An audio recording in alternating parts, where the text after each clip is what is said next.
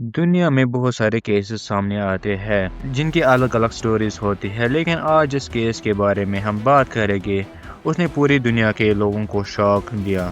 آخر اس کیس میں کیا تھا جسے آج تک دنیا سمجھ نہیں پائی؟ آخر ہوا کیا تھا؟ 1 جولائی 2018 کے صبح دہلی کے براری ایریا میں گھر سے ایک ایسی خبر سامنے آئی جس نے پورے انڈیا کو ہلا دیا۔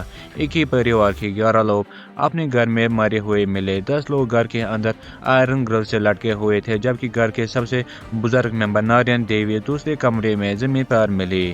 اس گھٹنا نے پولیس اور میڈیا دونوں کو حیران کر دیا۔ یہ چندا وٹیا بھاٹیا فیملی تھی۔ گھر میں 3 بیٹیاں ساتھ رہتی تھی۔ فیملی کی گروسریز اور پلے ووڈ کی دکانیں تھیں اور پڑوسیوں کے مطابق سب لوگ مل جل کر رہتے تھے۔ کسی کو بھی ان کے گھر میں کسی بڑی لڑائی یا فائنینشل کرائسس کی خبر نہیں تھی۔ جب پولیس نے گھر کی تلاش لی تو انہیں کئی ڈائریز اور رجسٹرز ملے۔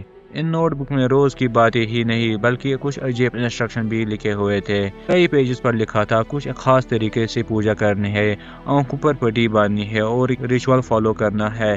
سب سے حیرانی کی بات یہ تھی کہ جو پوزیشن نوٹ بکس میں لکھی تھی وہی کافی حد تک پولیس کو گھر میں ویسے ہی نظر آئی۔ انویسٹیگیشن میں پتہ چلا کہ فیملی کے ممبر للت بھاٹیا کا ماننا تھا کہ ان کا مرحوم پتا کی روح ان سے باتیں کرتے ہیں۔ ڈائریز کافی حد تک للت سے جڑی ہوئی مانی گئی۔ انویسٹیگیشن ایجنسیز کے مطابق فیملی دھیرے دھیرے ان باتوں پر یقین کرنے لگی جو نوٹ بکس میں لکھی جا رہی تھی۔ سب سے بڑا سوال یہ تھا کہ کیا یہ مرڈر تھا یا سوسائیڈ؟ گھر میں زبردستی گھسنے کی نشان نہیں ملے، کوئی لوٹ پاٹ بھی نہیں ہوئی تھی۔ اسی وجہ سے پولیس نے مرڈر کی تھیوری کو کمزور مانا۔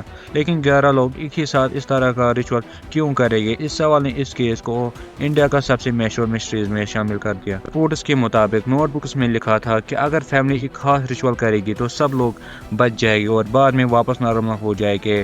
انویسٹیگیشن ایجنسیز کا کہنا تھا کہ فیملی کو شاید لگتا تھا یہ دھرم کے آدھیاتمک کریا ہے جس سے ان کی جان نہیں جائے گی۔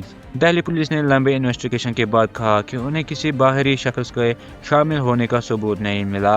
انویسٹیگیشن کا نتیجہ یہ تھا یہ کیس فیملی کے اندھ وشواس اور شیئرڈ بلیف سے جڑا ہوا تھا، نہ کہ کسی سیریل کلر یا آؤٹ سائڈر سے۔